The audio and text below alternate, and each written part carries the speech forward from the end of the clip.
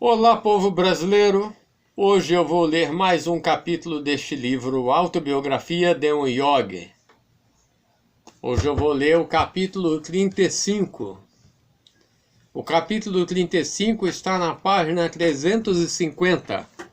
Para você que tem este livro na sua casa, pode abrir na página 350 e acompanhar a leitura. A Autobiografia de um Yogi, capítulo 35. A vida crística de Lahiri Mahasaya. A primeira frase é um versículo bíblico. Assim nos convém cumprir toda a justiça. Esta frase está registrada no Evangelho de Mateus, capítulo 3, versículo 15. Ao dirigir estas palavras a João Batista e ao pedir-lhe o batismo, Jesus reconhecia os direitos divinos do seu guru. Com base num estudo reverente da Bíblia, sob o ponto de vista oriental, muitas passagens bíblicas revelam que a lei da reencarnação era compreendida e aceita. Os ciclos de reencarnação constituem uma explicação mais razoável para os diferentes estados de evolução em que a humanidade se encontra do que a teoria ocidental comum. Esta pressupõe que algo, a consciência do ego, veio do nada.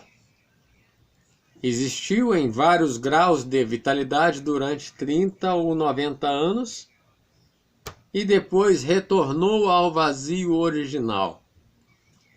A inconcebível natureza de tal vazio é problema para deleitar o coração de um escolástico medieval.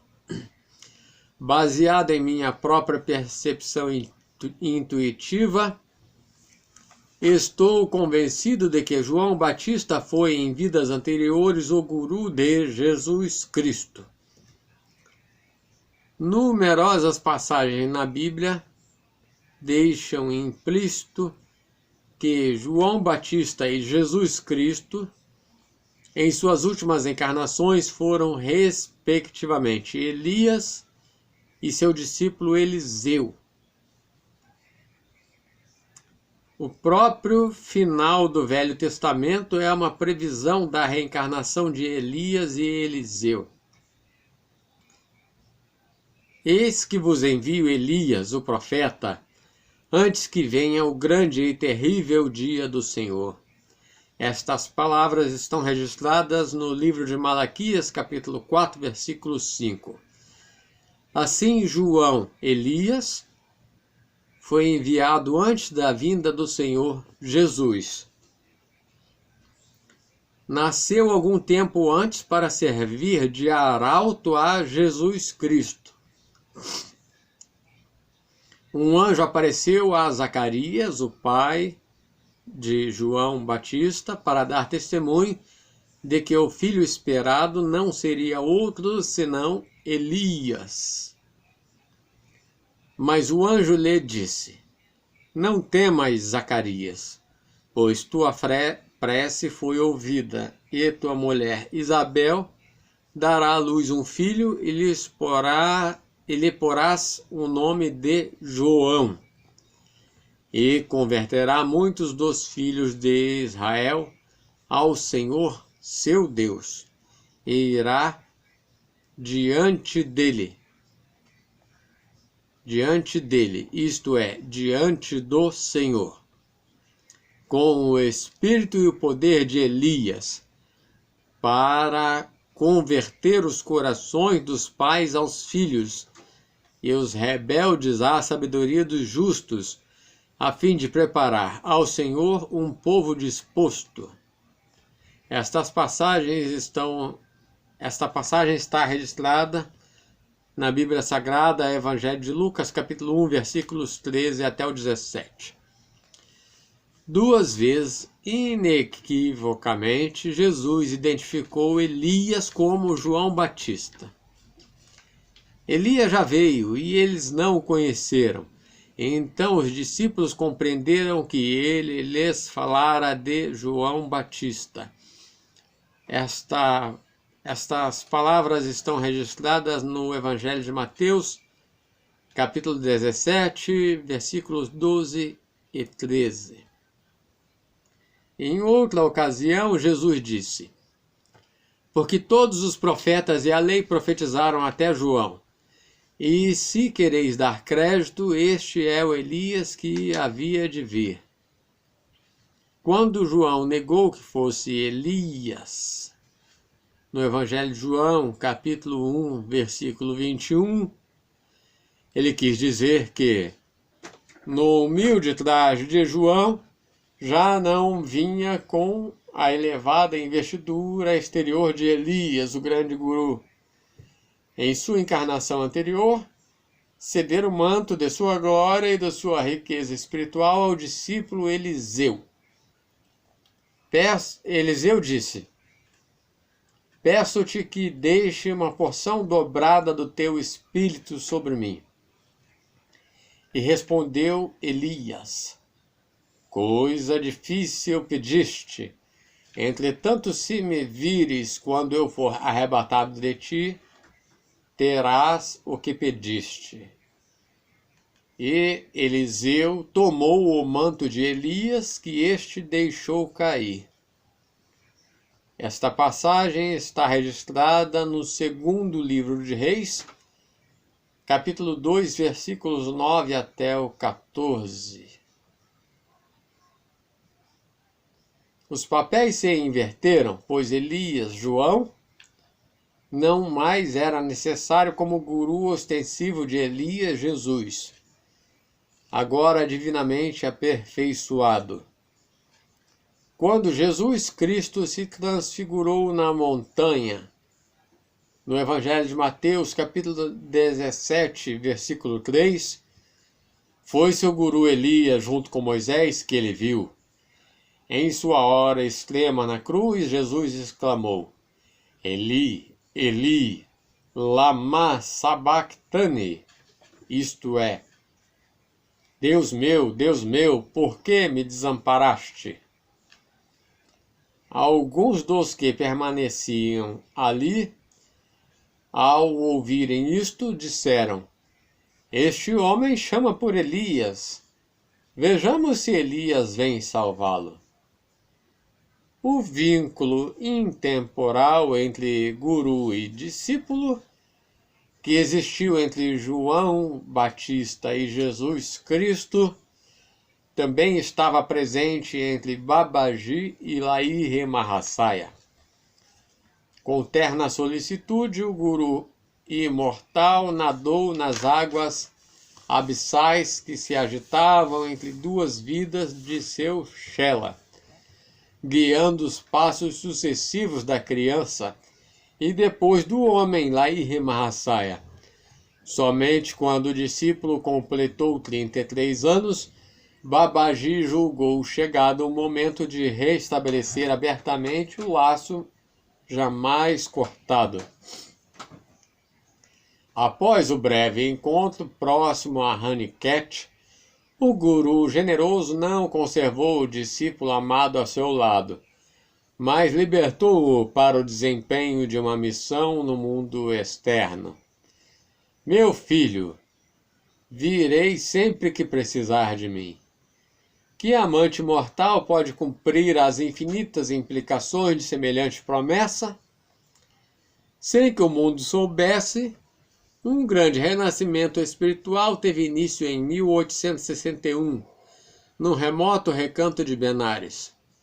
Assim como não se pode suprimir a fragrância das flores, e igualmente Lahiri Mahasaya, vivendo quietamente como chefe de família ideal, não podia esconder sua glória inata, como abelhas, devotos de todas as partes da Índia começaram a procurar o néctar divino do mestre liberto.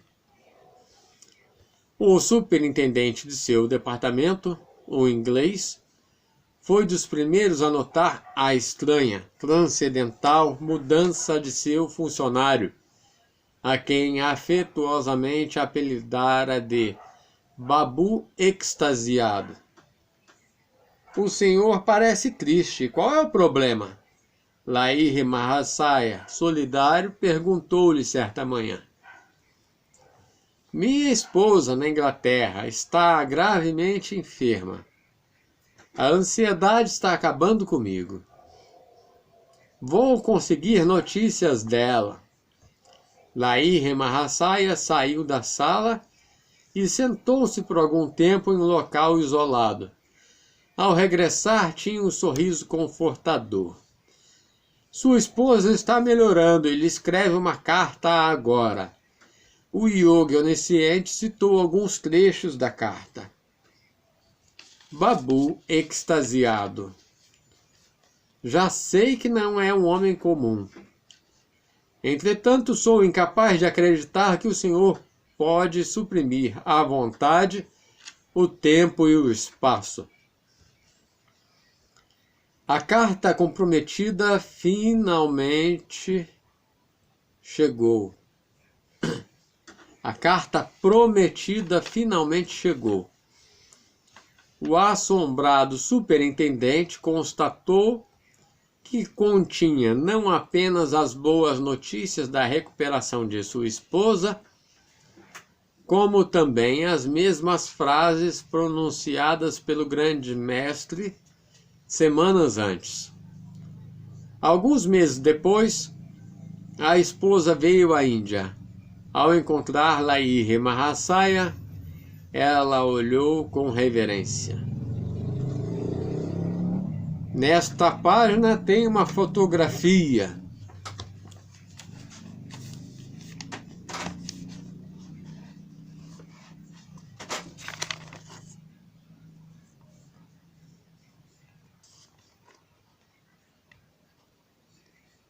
Este é o Lahiri Mahasaya.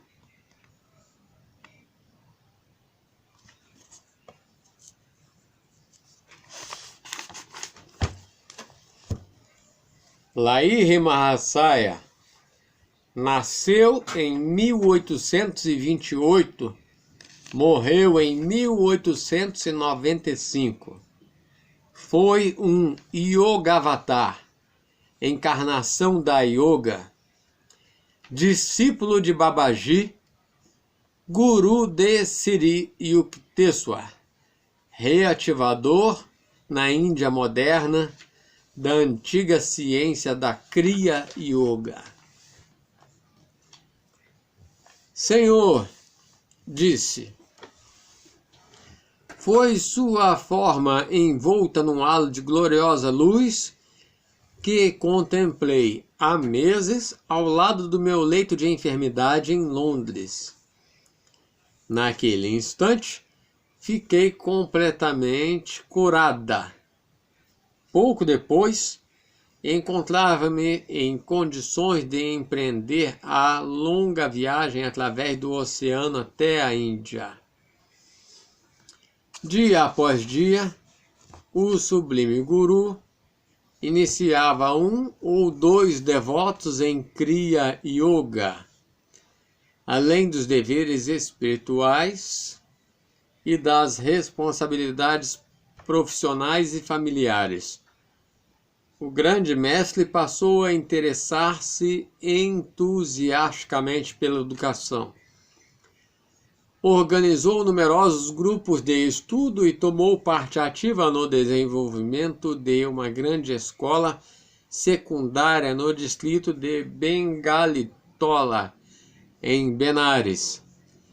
Nas reuniões semanais em que vieram a ser conhecidas como a Assembleia do Gita, o guru explicava as escrituras a muitos sinceros buscadores da verdade.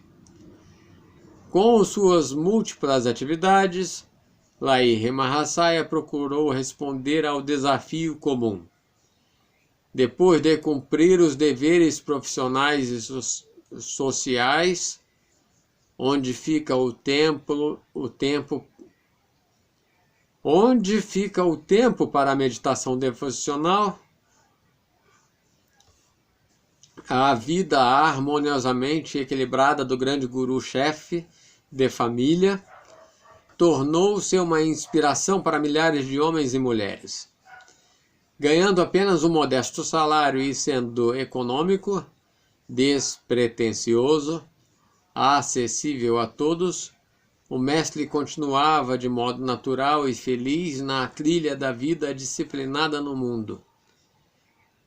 Embora abrigado no trono do Ser Supremo, Lahiri Mahasaya mostrava reverência a todos os homens, independentemente de seus diferentes méritos. Quando os devotos saudavam, ele se inclinava por sua vez diante deles. Com humildade de criança, o mestre frequentemente tocava os pés de outras pessoas, mas raras vezes permitia que lhe prestassem homenagem idêntica, apesar de esta reverência para com o guru ser um antigo costume oriental. Uma característica significativa da vida de Lahiri Mahasaya foi a sua dádiva de iniciar em cria os devotos de todos os credos, não apenas os hindus, mas muçulmanos e cristãos contavam-se entre os seus discípulos mais destacados. Monistas e dualistas, adeptos de vários credos ou sem credo estabelecido, eram imparcialmente recebidos e instruídos pelo Guru Universal. Um dos seus chelas mais adiantados foi Abdul Ghaffar Khan, muçulmano.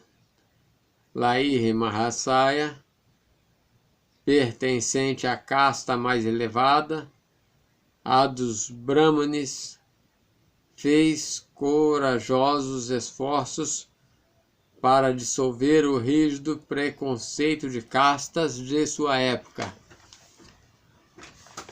Pessoas de todos os tipos encontravam abrigo sob as asas onipresentes do Mestre.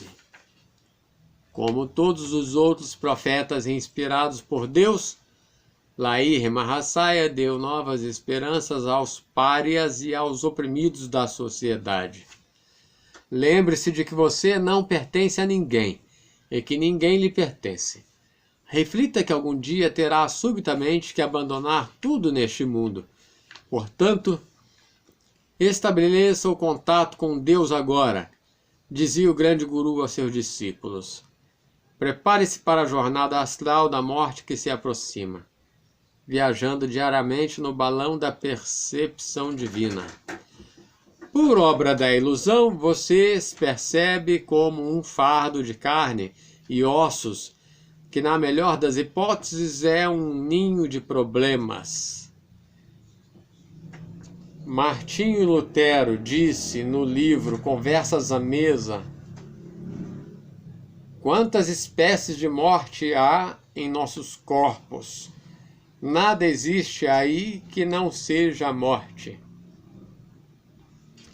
Medite incessantemente e logo contemplar-se-á como a essência infinita, livre de todo tipo de sofrimento.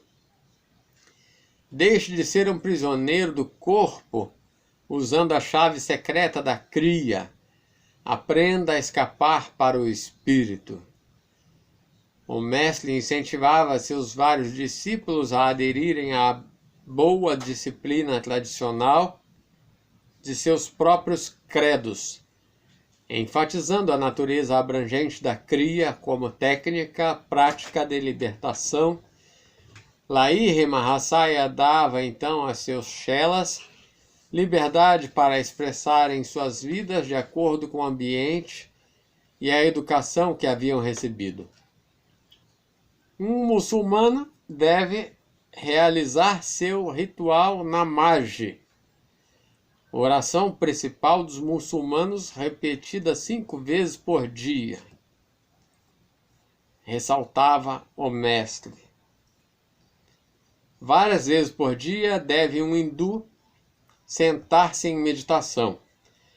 Um cristão deve ajoelhar-se várias vezes por dia orando a Deus e depois ler a Bíblia. Com sábio discernimento, o guru guiava seus adeptos nas sendas yogis de Bhakti, devoção, karma, ação, e Nana, sabedoria, ou Raja, real ou completa, segundo as tendências naturais de cada um. Lento em dar sua permissão a devotos desejosos de ingressar na senda formal do monasticismo, o mestre sempre os aconselhava a primeiro refletirem bem nas austeridades da vida monástica. O grande guru ensinou seus discípulos a evitarem discussões teóricas sobre as escrituras. Sábio é quem se dedica a compreender e não apenas a ler as antigas revelações. Disse: resolva todos os seus problemas por meio da meditação. Busque a verdade na meditação, não em livros bolorentos. Olhe o céu, não a lagoa, para encontrar a lua. Provérbio persa. Troque as especulações vãs pela real comunhão com Deus. Limpe sua mente do entulho teológico e dogmático. Deixe que entrem as águas frescas, curativas da percepção direta. Sintonize-se com a ativa orientação interior. A voz divina tem resposta para todos os dilemas da vida. Embora a engenhosidade do homem para se manter em dificuldades pareça não ter fim, o socorro infinito não é menos capacitado.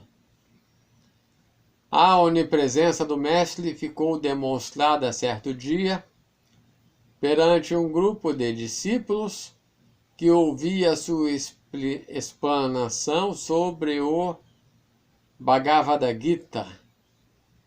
Ao explicar o significado de Kutastha Chaitanya, ou consciência crística, em toda a criação vibratória, repentinamente Lahiri Mahasaya exclamou ofegante: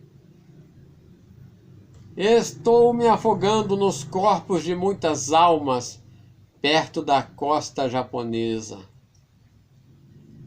Na manhã seguinte, os chelas leram no jornal a notícia da morte de muitas pessoas cujo navio fora a pique no dia anterior próximo ao Japão.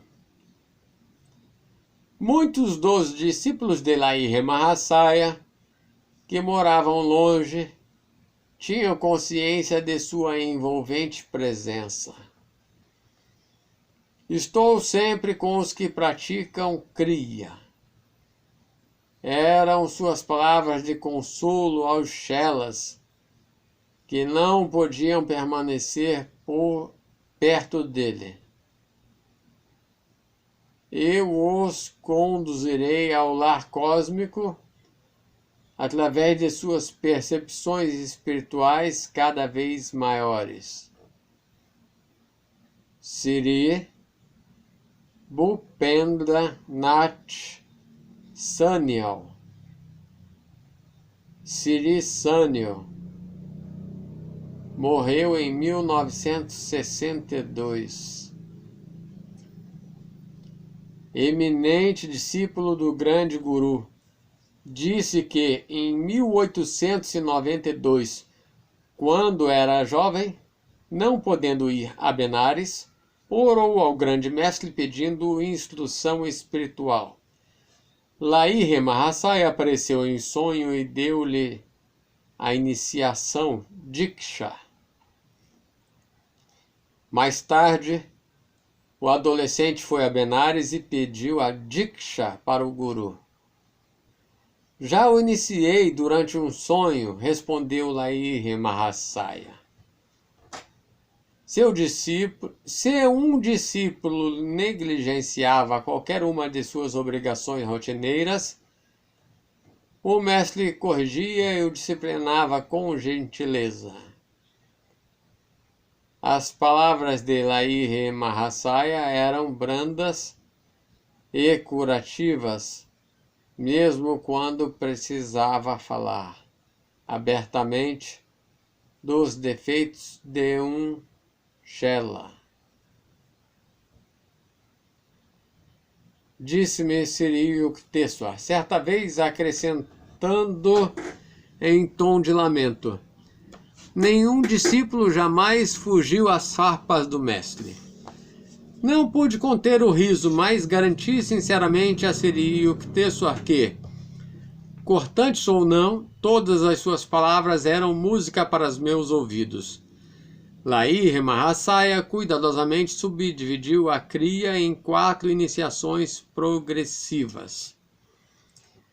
A Kriya Yoga tem muitas ramificações. Lahiri Mahasaya determinou 4 passos essenciais, os que possuem maior valor prático. Ele concedia as leis técnicas superiores somente depois que o discípulo mostrasse progresso espiritual definido. Um dia, certo Shela, convencido de que não estava sendo devidamente avaliado, externou seu descontentamento.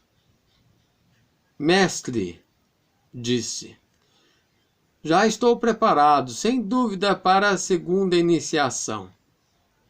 Nesse momento, a porta abriu-se e entrou um discípulo humilde, Brinda Bhagat, carteiro em Benares. Brinda, sente-se aqui perto de mim. O grande guru sorriu afetuosamente. Diga-me, está preparado para a segunda Kriya? O pequeno carteiro juntou as mãos em gesto de súplica. Guru Deva, disse alarmado, por favor, chega de iniciações. Como posso assimilar ensinamentos ainda mais elevados? Vim hoje pedir-lhe a bênção, porque a primeira Kriya me deu tanta embriaguez divina que não consigo mais entregar as cartas. Brinda já está nadando no mar do espírito. Ao ouvir estas palavras de Lahiri Mahasaya, o outro discípulo abaixou a cabeça.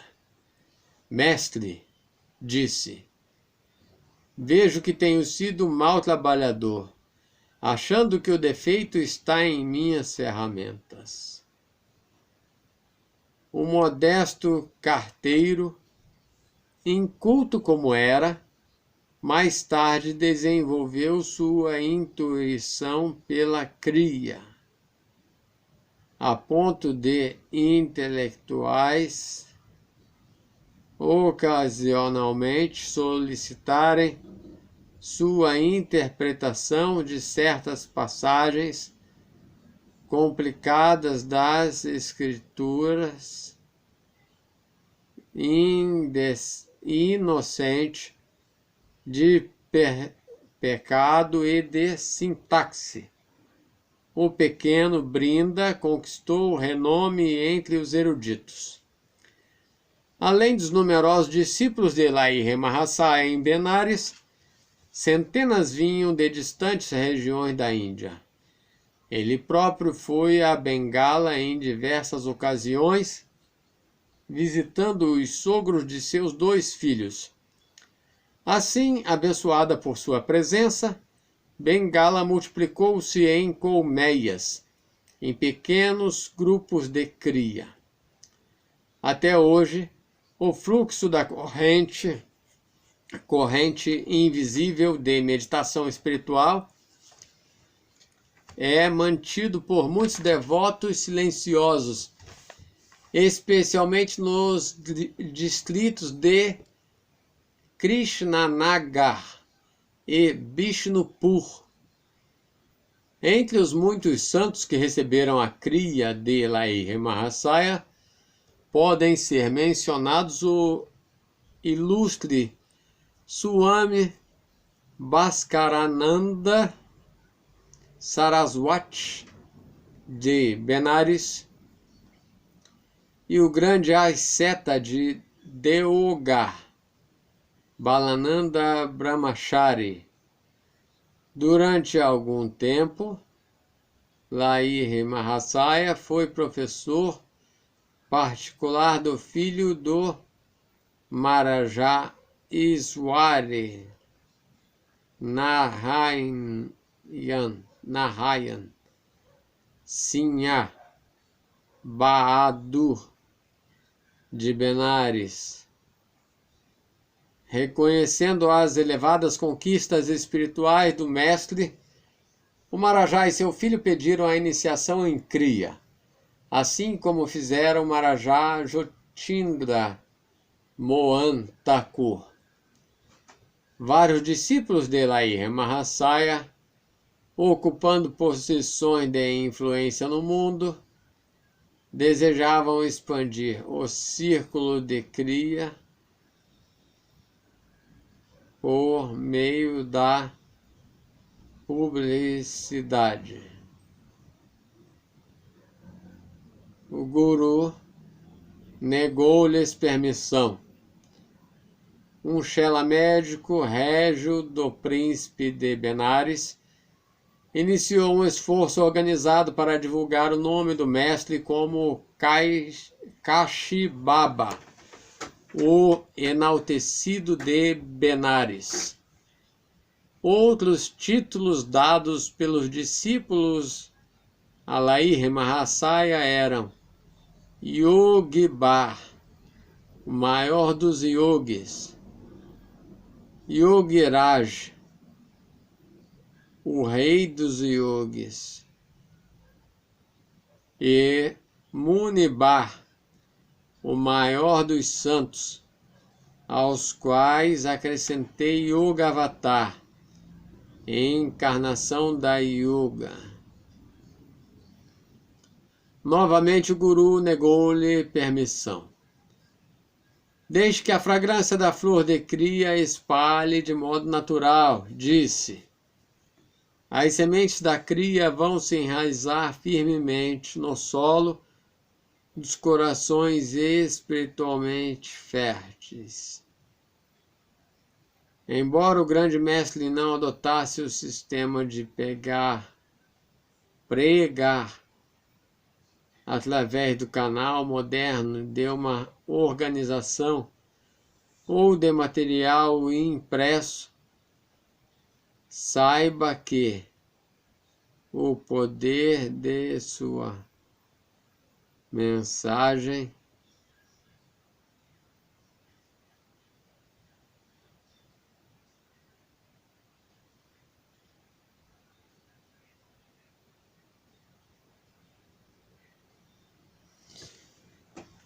Embora o grande mestre não adotasse o sistema de pregar através do canal moderno de uma organização ou de material impresso, sabia que o poder de sua mensagem se espraiaria como enchente irresistível, inundando com a sua própria força as margens das mentes humanas. As vidas transformadas e purificadas dos devotos eram as simples garantias da imortal vitalidade da cria. Em 1886, 25 anos depois de sua iniciação em Raniket, Lahiri Mahasaya aposentou-se. Ele totalizara 35 anos de serviço num departamento do governo. Estando ele disponível durante o dia, discípulos procuravam em números cada vez maiores. O grande guru sentava-se agora em silêncio durante a maior parte do tempo, na tranquila postura de lótus. Raramente saía de sua pequena sala de recepção, nem mesmo para dar uma caminhada ou ir a outros aposentos da casa. Um silencioso fluxo de chelas chegava quase ininterruptamente para o darshan, contemplação sagrada, do Guru. Para assombro de todos os observadores, o estado fisiológico habitual de Lahiri Mahasaya exibia as características sobre-humanas de ausência de respiração, ausência de sono, cessação do pulso e dos batimentos cardíacos, olhos calmos sem piscar durante horas e profunda aura de paz. Nenhum visitante partira sem experimentar a elevação espiritual. Todos sabiam que tinham recebido a bênção silenciosa de um verdadeiro homem de Deus. Nesta época, o mestre permitiu que um discípulo, Panchanon Bhattacharya, abrisse em Calcutá um centro de yoga, o Arya Mission Institution, que traduzindo é Instituto Missão Arya. O centro distribuía certas ervas medicinais e yogis. Os compêndios médicos hindus são denominados Ayurveda.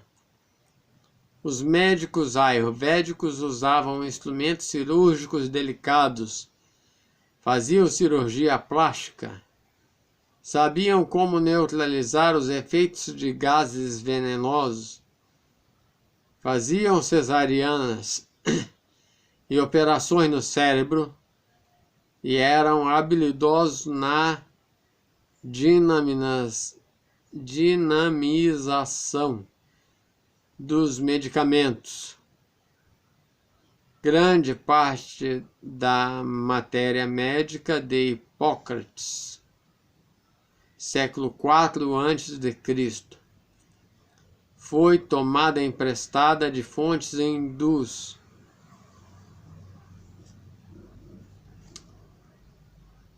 E publicou as primeiras edições populares do Bhagavad Gita em Bengala.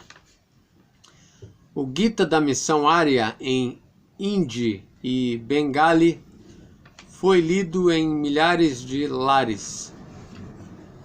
De acordo com o antigo costume, o mestre dava ao povo em geral óleo de NEM para a cura de várias moléstias. O óleo de NEM era extraído da árvore da Índia Oriental amargoseira, ou cinamomo. Seus valores medicinais estão sendo reconhecidos no Ocidente, onde a sua casca amarga é usada como tônico e o óleo extraído das sementes e frutos é usado no tratamento da lepra e de outras doenças. Quando o guru pedia a um discípulo que destilasse o óleo, a tarefa cumpria-se facilmente. Se qualquer outro tentasse, deparava-se com estranhas dificuldades. Descobria, depois de passar o óleo pelos processos de destilação exigidos, que o líquido se havia evaporado quase por completo. Evidentemente, A bênção do mestre era um ingrediente necessário. A letra e a assinatura de Lahiri Mahasaya aparecem na página seguinte na grafia Bengali. As frases são de uma carta a um Chela, na qual o grande mestre interpreta um verso sânscrito. Quem atingiu o estado de calma no qual as pálpebras não pestanejam, alcançou Sambhavi Mudra. Sambhavi Mudra significa fixar o olhar no ponto entre as sobrancelhas. Quando o yogi atinge determinado estado de paz mental, suas pálpebras não piscam e ele está absorto no mundo interior. Assinado, canto inferior esquerdo. Sri Syama Charandeva Sharman. Como muitos outros grandes profetas, o próprio Lahiri Mahasaya não escreveu livros, mas instruiu vários discípulos na interpretação das escrituras. Meu querido amigo Sri Ananda Mohan Lahiri, falecido neto do mestre, escreveu o seguinte: o Bhagavad Gita e outros trechos do épico Mahabharata possuem numerosos pontos-chaves, vias kutas.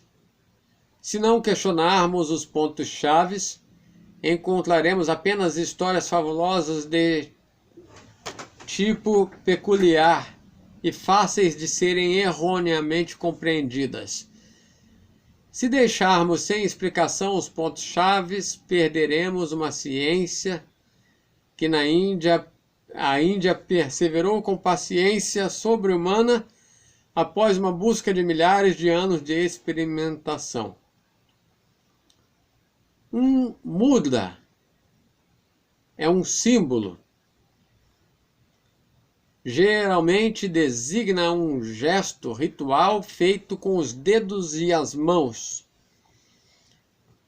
Muitos mudras induzem a calma, pois afetam determinados nervos.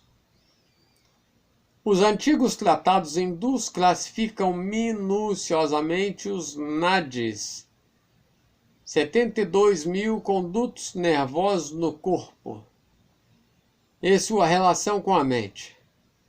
Portanto, os mudras usados no ritual e na yoga têm fundamento científico.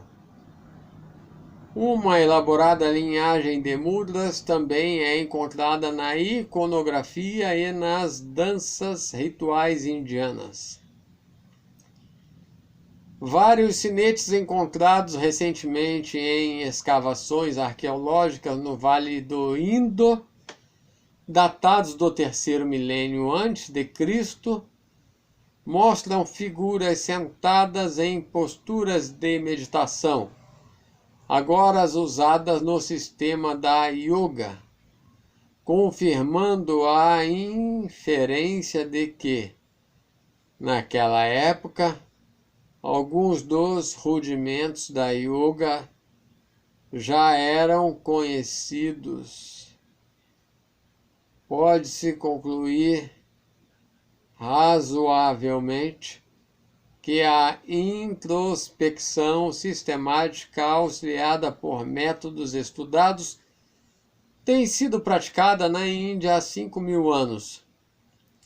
Professor W. Norman Brown, no Bulletin of the American Council of Learned Sciences, Washington, D.C.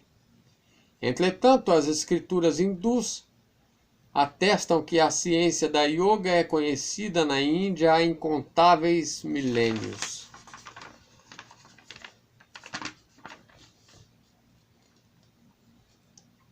Nesta página tem uma fotografia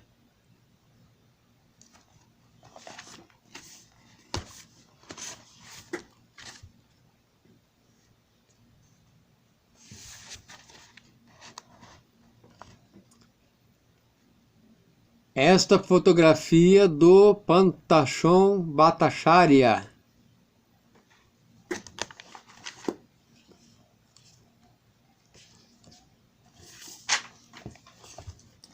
Lahiri Mahasaya trouxe à luz, livre de alegorias, a ciência da religião que tão engenhosamente fora oculta em imagens enigmáticas das escrituras. O mestre provou que as fórmulas do culto védico, anteriormente ininteligíveis, marabarismos de palavras, na verdade estão cheias de significado científico. Sabemos que o homem geralmente não tem forças para combater as paixões más. Porém, quando por meio da Kriya Yoga desponta no ser a consciência da bem-aventurança duradoura e elevada, o negativo é reduzido à impotência e o homem deixa de ser condescendente para com o mal. Então, o desistir, a renúncia, a negação da natureza inferior sincronizam com o adquirir, com a experiência de bem-aventurança. Sem essa evolução, as máximas morais que consistem em meras proibições são inúteis para nós. É o infinito, o oceano de poder que está por trás de todas as manifestações fenomênicas. A sede de atividade mundana mata em nós o senso de reverência espiritual. Deixamos de perceber a grande vida subjacente a todos os nomes e formas porque a ciência moderna nos diz como utilizar os poderes da natureza. A familiaridade com a natureza cultivou o desprezo por seus segredos finais. Nossa relação com ela é de caráter prático. Nós a cutucamos, digamos assim, para descobrir os meios de forçá-la a servir nossos propósitos. Usamos suas energias cuja fonte ainda permanece desconhecida. Na ciência, nossa relação com a natureza é como a que existe entre um homem arrogante e seu criado. Ou, em sentido filosófico, a natureza é como um prisioneiro no banco das testemunhas. Nós a interrogamos repetidas vezes. Nós a desafiamos e minuciosamente pesamos seu depoimento em balanças humanas inadequadas para medir seus valores ocultos. Por outro lado, quando o ser está em comunhão com um poder superior, a natureza automaticamente obedece, sem esforço e sem tensões, à vontade do homem. Este domínio fácil sobre a natureza é chamado de milagroso pelo materialista que não o compreende. A vida de Lahiri Mahasaya estabeleceu um exemplo que modificou a errônea noção de que a yoga é uma prática misteriosa. Apesar do caráter objetivo da ciência física, todo homem, graças à Kriya Yoga, pode encontrar um caminho para compreender sua correta relação com a natureza e sentir reverência espiritual por todos os fenômenos, sejam de ordem mística ou rotineira. O homem incapaz de maravilhar-se, aquele que normalmente não admira nem adora, mesmo que seja presidente de inúmeras sociedades científicas e carregue em sua cabeça a sinopse de todos os laboratórios e observatórios e respectivos resultados, nada é além de um par de óculos, atrás dos quais não existem olhos. Quem escreveu estas palavras foi Carlyle, no livro Sartor Resartus.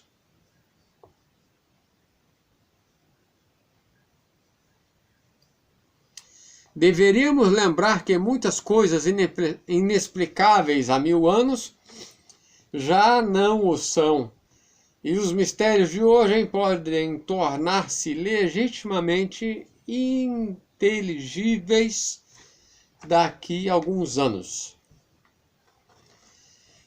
A ciência da Kriya Yoga é eterna, é verdadeira como a matemática, como as simples regras de soma e subtração. A lei da Kriya nunca será destruída. Reduzam-se às cinzas todos os livros de matemática. A mente lógica sempre redescobrirá essas verdades. Suprimam-se todos os livros de yoga. Seus princípios fundamentais serão revelados outra vez, sempre que aparecer um sábio com devoção pura e, consequentemente, conhecimento puro. Assim como Babaji, entre os maiores avatares, é um Mahavatar, e como Sri Yukteswar pode, com justiça, ser chamado um Inanavatar, ou encarnação da sabedoria. Igualmente, Lahiri Mahasaya é um Yogavatar, ou encarnação da Yoga. Sri Yukteswar referia-se a seu Shela, Paramahansa Yogananda, como uma encarnação do amor divino.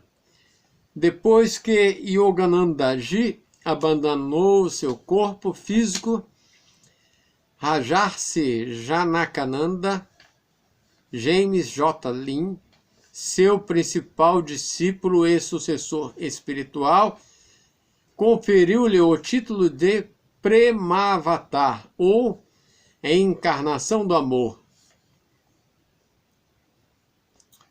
Segundo os padrões do bem quantitativo e qualitativo, o grande mestre elevou o nível espiritual da sociedade, pelo poder de alçar seus discípulos íntimos à estatura de Cristo e pela ampla divulgação da verdade entre as massas. Lahiri Mahasaya figura entre os redentores da humanidade. Sua singularidade como profeta reside na ênfase prática em um método definido, a Kriya, abrindo pela primeira vez a todos os homens as portas da liberdade pela Yoga. Além dos milagres de sua própria vida, certamente o Yoga Avatar atingiu o ápice de todas as maravilhas ao reduzir as antigas complexidades da Yoga a uma simplicidade efetiva, dentro dos limites da compreensão comum. Com referência a milagres, Lahiri Mahasaya dizia frequentemente: a operação de leis sutis desconhecidas do povo em geral não deve ser publicamente discutida ou divulgada sem o devido discernimento. Se nestas páginas pode parecer que não dei ouvidos às suas palavras de cautela, foi por ter interiormente recebido sua permissão. Contudo, ao registrar as vidas de Babaji, Lahiri Mahasaya e Sri Yukteswar, considerei conveniente omitir certas histórias milagrosas. Dificilmente eu poderia incluí-las sem escrever também um volume explicativo de abstrusa filosofia. Como yogi-chefe de família, Lahiri Mahasaya trouxe uma mensagem prática adequada às necessidades do mundo atual. As excelentes condições econômicas e religiosas da antiga Índia não mais existem. Por isso, o grande mestre não promoveu o velho ideal do yogi como a asceta errante, carregando uma escudela de mendigo. Ele preferiu salientar as vantagens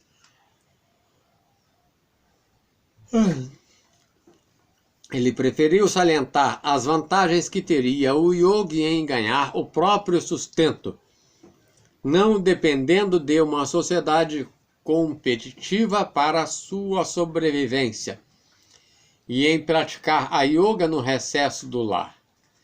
A este conselho, Lahiri Mahasaya acrescentou a força motivadora do seu próprio exemplo.